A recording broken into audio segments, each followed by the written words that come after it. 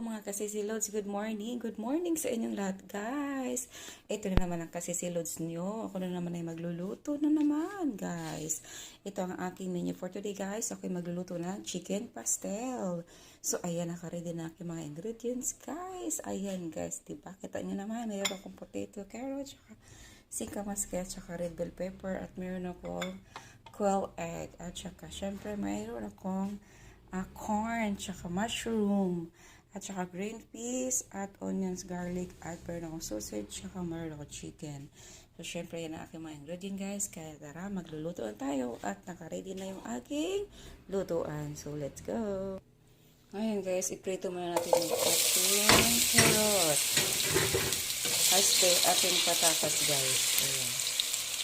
Sabay na rin ang ating carrots, guys.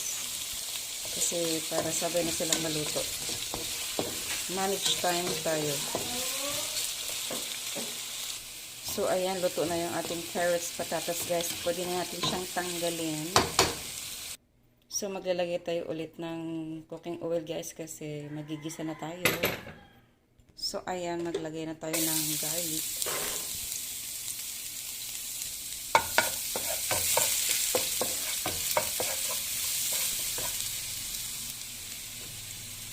Ating sibuyas, guys.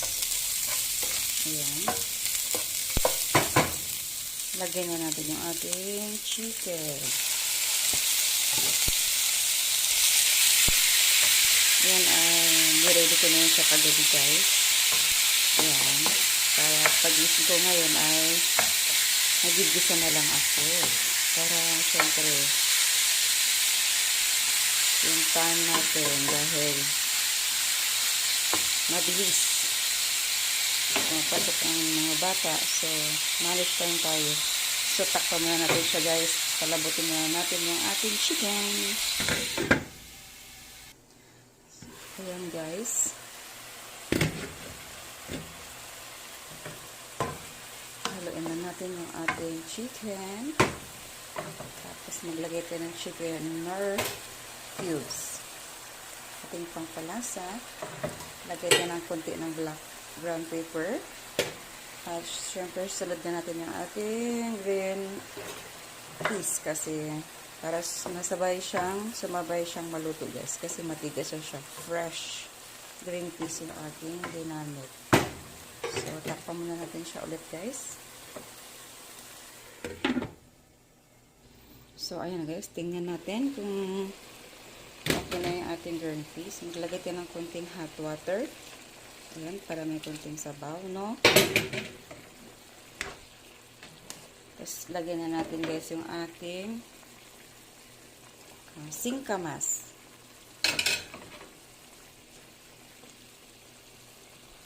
At saka yung ating sausage. Pwede na natin siyang ilagay, guys.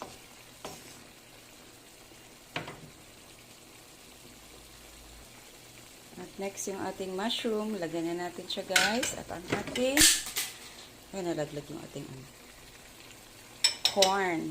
So, ayan. Ating paghahaluin siya, guys. Ngayon, guys, maglalagay na tayo ng heavy cream. Ayan. Kasi nilagyan na natin siya ng timpla. So, may lasa na siya, guys. So, maglalagay na tayo ng heavy cream.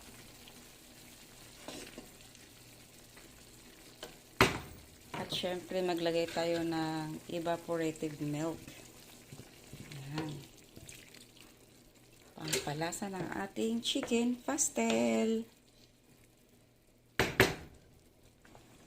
At, guys, maglalagay ako ng konting coconut milk. Ayan. Ang ingredients ko, guys, pangpalasa ng aking chicken pastel, creamy chicken pastel ay meron akong coconut milk, heavy cream, at evaporada milk. So, ngayon, natin siyang palalaputin yung ating chicken pastel. Kasi mamaya maglalagay tayo ng carrots at iba pang mga ingredients. So, takpan muna natin siya, guys, within 5 minutes. So, ayan na, guys. Check natin yung ating chicken.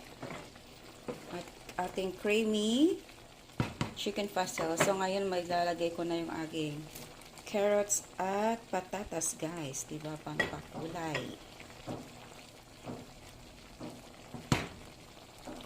At syempre, meron tayong quail egg. Lagay na natin siya, guys. Ang sarap ng ating chicken pastel, guys.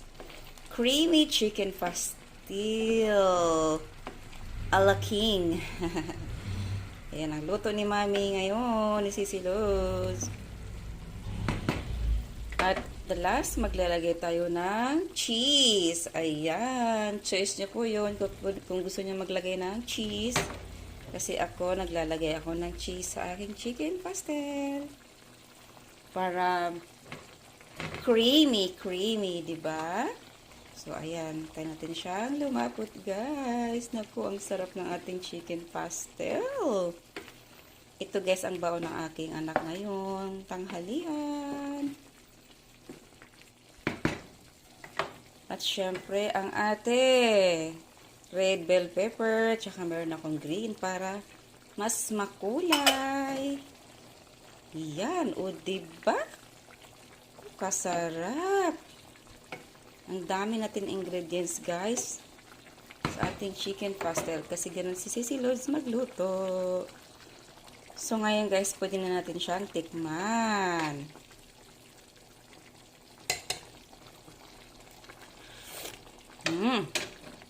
Wow! Special! Aking creamy chicken pastel, guys. Baka gusto niyo magluto. Pwede niyo Pwede niyo pong panoorin yung aking video, guys. Para makita niyo kung ano yung mga ingredients ko. So, yan lang, guys. Thank you for watching. Bye-bye. Enjoy!